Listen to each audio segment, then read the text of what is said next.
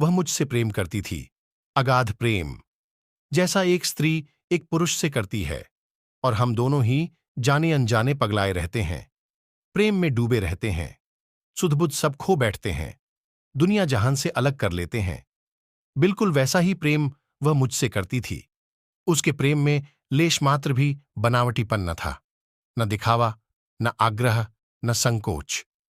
बस कभी कभार रूठ जाया करती, उतनी देर जब तक मैं जी भर लाद हमनुहार कर उसे मना न लूं। उसके बाद तो उसका प्रेम और परवान चढ़ जाया करता, जैसे कोई लता वृक्ष की आगोश में समा जाती है। बिल्कुल वैसे ही उसकी भावनाएं मुझ में समा जातीं। वह खुद को मुझ में तलाशती, और जब पा लेती तो चहक उठती, न पाने पर उदास हो जाती, यह सोचती कि मुझे उसकी परवाह नहीं। वह मुझसे प्रेम करती थी, अगाध प्रेम, जैसा एक स्त्री एक पुरुष से करती है, और हम दोनों ही जाने अनजाने पगलाए रहते हैं, प्रेम में डूबे रहते हैं, सुध-बुध सब खो बैठते हैं, दुनिया जहान से अलग कर लेते हैं। बिल्कुल वैसा ही प्रेम वह मुझसे करती थी। उसके प्रेम में लेश मात्र भी बनावटीपन न था, न दिखावा, न आग्रह, न संकोच।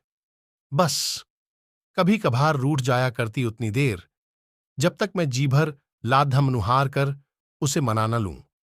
उसके बाद तो उसका प्रेम और परवान चढ़ जाया करता, जैसे कोई लता वृक्ष की आगोश में समा जाती है। बिल्कुल वैसे ही उसकी भावनाएं मुझ में समा जातीं। खिल जाता, ऐसा सबसे पहले उसने ही मुझे बताया था। उसके बाद मुझे भी वहीं लगने लगा। धीरे धीरे ही सही, प्रगाढ़ता बढ़ती गई। इस प्रगाढ़ता का समय के साथ सुदृढ़ हो जाना उसी तरह था, जैसा दो लताओं का परस्पर आपस में एक हो जाना और जीवन पर्यंत उसी तरह से समाहित रहना। जलजला विशालकाय वृक्षों को जड़ से उखाड़ फेंकता है, मगर लिपटी हुई लताओं को छू भी नहीं पाता।